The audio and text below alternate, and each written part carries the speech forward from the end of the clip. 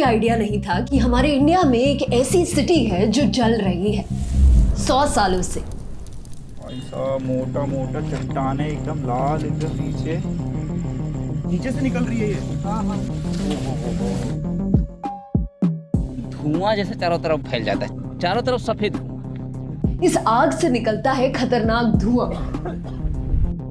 इसीलिए ये इंडिया का सबसे पोल्यूटेड टाउन है। दिल्ली से कई ज्यादा पोल्यूशन है यहाँ। यही नहीं, आग के कारण लोगों के घर टूट रहे हैं, जमीन धंस रही है। अभी भी रात में सोते हैं तो मन में ये डर लगा हो रहा था कहीं की छत न गिर पड़े हम लोग। क्यों? ये जगह पूरी इंडिया को पावर देती है, पर यहाँ के रेजिडेंट्स के लिए ये पाताल लोक बन चुकी है। 7,000 करोड़ रुपए लगे हैं यहाँ से सारी फैमिलीज को हटाने के लिए बाय 2021। बट आज 2024 है और यहाँ की पॉपुलेशन कम होने के बजाय ट्रिपल हो चुकी है। ये कहानी है हमारे झारखंड के धनबाद की। तो इस जगह को खुद एक्सपीरियंस करने और आपको एक्सपीरियंस करवाने मैं जा रही हूँ झारखंड। आपको झारखंड को समझने के लिए झारखंड आना होगा। We are more bothered about coal than about the people. हमें और खोदना। 5 मजदूर मरते हैं मर जाएं। बड़ी गरीबी है इस बस्ती में, 5 की जगह 25 आ जाएंगे।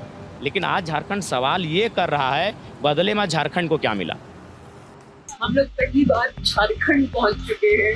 धोनी भैया के घर आ गए हम लोग। टुडे 7 सितंबर, हाला फॉर अ रीजन। मेरे को ना ये वीडियो बनाने का आइडिया तब मिला जब मैंने 2 महीने पहले ये डेंजरस वीडियो इंस्टाग्राम पर देखी। एंड आई न्यू इंस्टेंटली कि मुझे इसी इंसान से सबसे पहले मिलना है।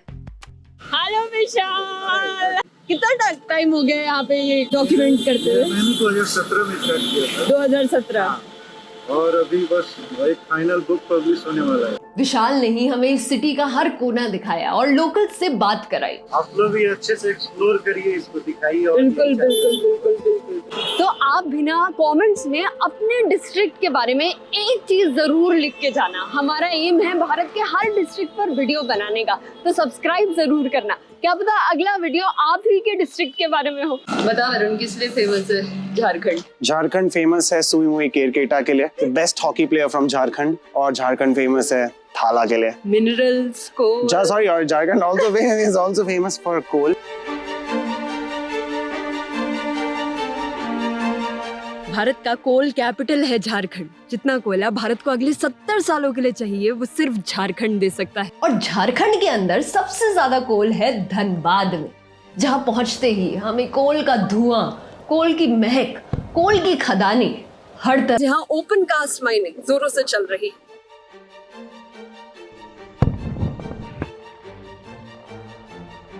इनमें ना जमीन से कोयला निकाला जाता है, उसे खोद कर और ब्लास्ट करके। इन्हीं बड़ी बड़ी माइंस के पास से छोटे अंडर एज्ड बच्चे कोयला कलेक्ट करते हैं। आपका नाम क्या है बेटा? आकाश। आप कितने साल के हो आकाश? 9 साल। कौन कौन है घर में आपके? Mummy papa. तो ये खाना इसी से बनता है? हाँ। इसी कलेक्टेड कोयले को लोग दिन भर पकाते हैं, जलाते हैं, ऐसी बोरियों में भरते हैं और इन भारी बोरियों को साइकिल्स में लाद कर बेचने जाते हैं। 1-2 लोग नहीं, बहुत सारे लोग बेचेंगे। अभी बेचेंगे। एक उसका कितना मिलता है? 150 में। 150 है एक बोरी का। वैसे तो ऐसे कोल को बेचना इलीगल है, लेकिन यहाँ पर कोल हर कोने में इजीली मिल जाएगा। जो नहीं मिलेगा वो है जॉब। तो इस कोल को कलेक्ट करके 1-2 रोटी कमा लेना या चोरी है या फिर पेट भरना, यही सवाल पूछती है ये जगह।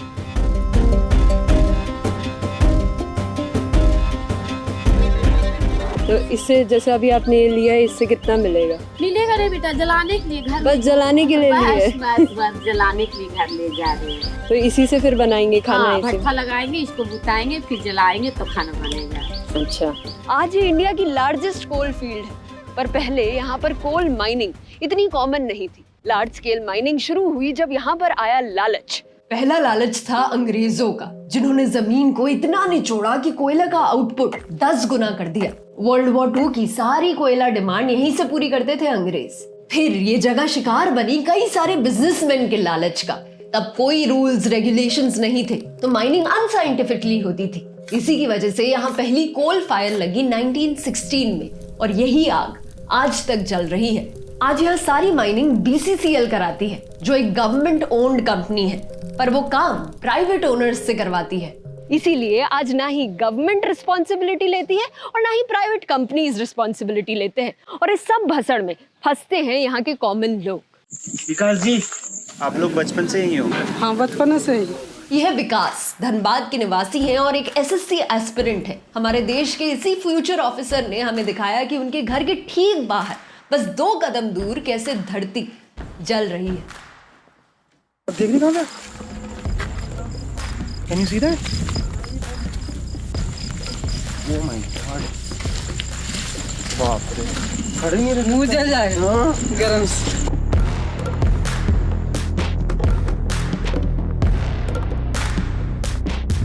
ये नीचे से निकल रही है ये। हाँ हाँ। ओहो। अबे मत कर ऐसा। प्लीज थोड़ा सा इस साइड आ जाओ प्लीज।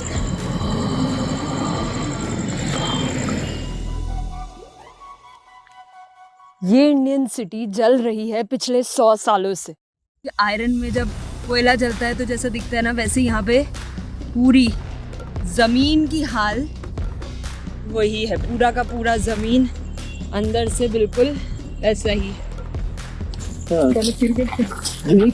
नीचे इससे नीचे और उस समय अच्छा था, हरा भरा पेड़ पूरा जी। नीचे किसान का पेड़ पूरा ऊपर हम लोग को कर दिया जी। आगे की पूरा डंपिंग करके पूरा भार दिए, पहाड़ कर दिया।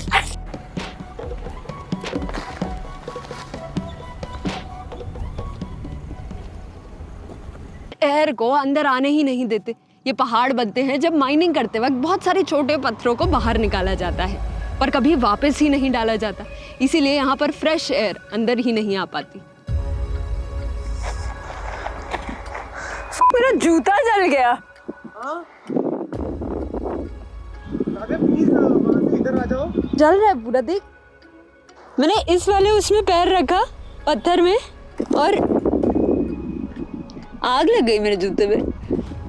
यह जमीन इतनी गर्म हो चुकी है कि सफेद धुआं निकलता हुआ दिखता है।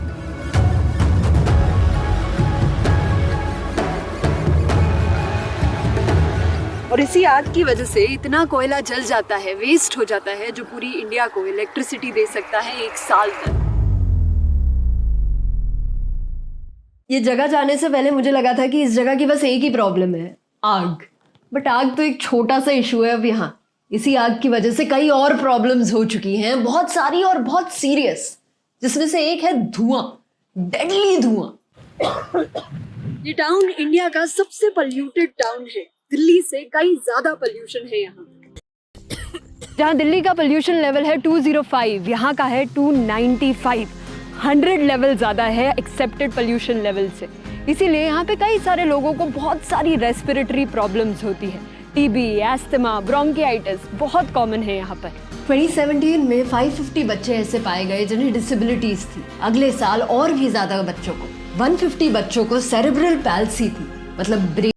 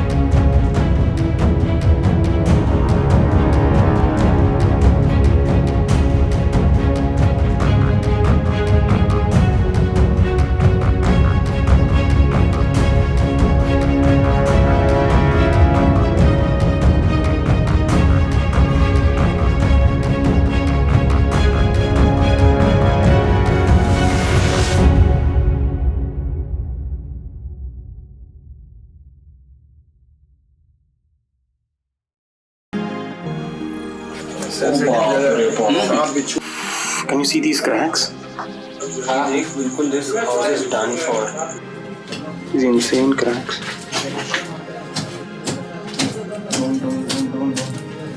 ये घर लोगों ने अपनी सालों पुरानी सेविंग्स बचा कर बनाए होंगे, पर इन्हीं घरों की दीवारें ऐसी टूटी, ऐसी जानलेवा बनी कि बिना किसी और सल्यूशन के उनको ये घर ही छोड़ के जाना पड़ा।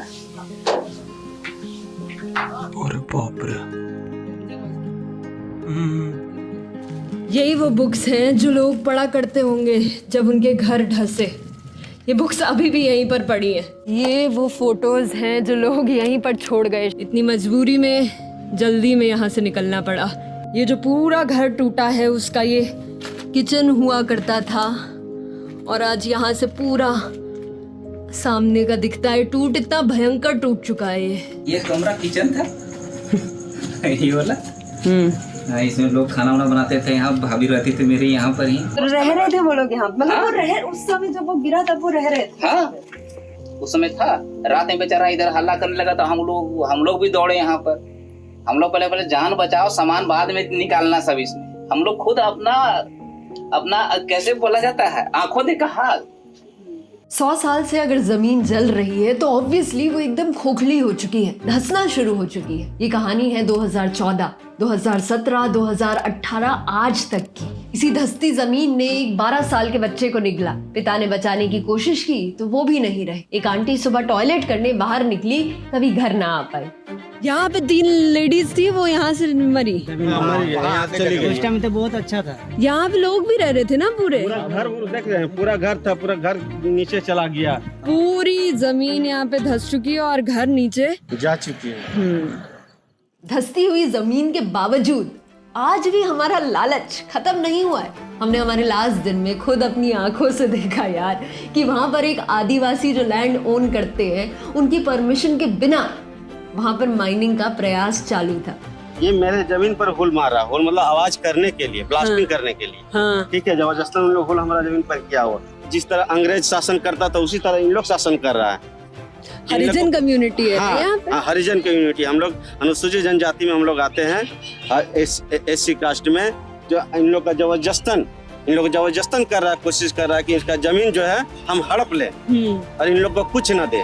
और आपका जमीन है ना, ये बहुत पुराना, बहुत पुराना है, 1932 का खतियान है हम लोग का। और कोई दूसरा जमीन नहीं दे रहा है आपको कि जाके वहाँ रहिए? नहीं, कुछ नहीं है। अगर मान लिया जाए अगर मेरा जमीन है, मेरा रैयती जमीन है, तो क्या मेरा रैयती जमीन का कुछ मुआवजा नहीं देगा बीसीएल? बिल्कुल देना चाहिए। घर का पैसा नहीं देगा, रहने का हमको जगह नहीं देगा कि हमको घर से बेघर करेगा। कहाँ जाएंगे लोग? हाँ, ये जमीन जानलेवा है, जल रही है, धंस रही है, पर उनकी है। कहाँ जाएंगे अपनी जमीन को छोड़ के लोग? कहाँ जाओगे? कहाँ जाएंगे? कहाँ जाओगे? आपको कौन लेके चल जाओ? कहाँ जाएंगे? उसका कोई सुविधा वो लोग बोलते अपना जान बचाने के लिए किसके पास, किसका बंगला में चले जाए, जीएम के बंगला में चले जाए यहाँ से रहने के लिए।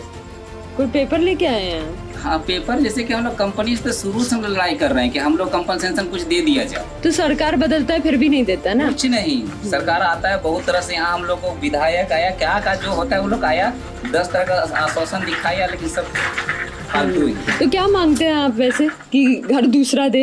हाँ, रहने के लिए व्यवस्था दे। और जबकि इस जमीन जो हम लोग का बर्बादी जो हुआ, जो खेती करके जो हम लोग जीवन यापन करते थे पहले, या तो इस जमीन का पैसा दे या तो इस जमीन का एवज हमको 20 से नौकरी दे दे। हाँ जी, दोनों में से कुछ नहीं दे रही। ये प्रॉब्लम ना एक बनाई गई प्रॉब्लम है ताकि यहाँ से लोकल्स को निकाला जाए। इसीलिए उनके घर धसाए जा रहे हैं ताकि वो अपने आप ही यहाँ से निकल जाए और प्राइवेट कंपनीज इन खदानों को और निचोड़ती जाए। इस पूरी समस्या के लिए 2000 करोड़ रुपए ऑलरेडी खर्च हो चुके हैं, पर सोल्यूशन नहीं आया है और ना ही आता हुआ दिख रहा है। 2008 में गवर्नमेंट ने सोचा था कि सारी फैमिलीज को यहाँ से शिफ्ट कर देंगे, उन्हें एक नया घर देंगे, नई जॉब देंगे, और सोचा था कि 2020 तक ये काम पूरा हो जाएगा। आज 2024 हो गया है, लेकिन ये काम सिर्फ 5% पूरा हो पाया है। 14,000 फैमिलीज को रिलोकेट करना था, सिर्फ 700 ही हो पाई है। क्योंकि किसको ब्लेम करोगे? कोयला तो हमारे लिए जरूरी है। झारखंड का कोयला ही हमारे घर को रोशनी देता है, पर वही झारखंड आज 2nd मोस्ट पुअर स्टेट है। झारखंडियों के ही लैंड जल रहा है, घर धंस रहे हैं, लोग टॉक्सिक एयर ब्रीथ कर रहे हैं, और उन्हीं झारखंडियों की वजह से आज हमारा घर जगमगा रहा है। तो जरूरी है कि हम उन झारखंडियों को रिस्पेक्ट करें। जरूरी है कि हम लोगों को वहां से अच्छी तरीके से उनकी डिमांड्स मीट करने के बाद हटाएं। कितना आसान है ना कि एक जमीन को एज अ रिसोर्स देखना और एज अ घर ना देखना। जरूरी है कि हम झारखंड को सिर्फ एक रिसोर्स की तरह नहीं, लोगों के घर की तरह देखें।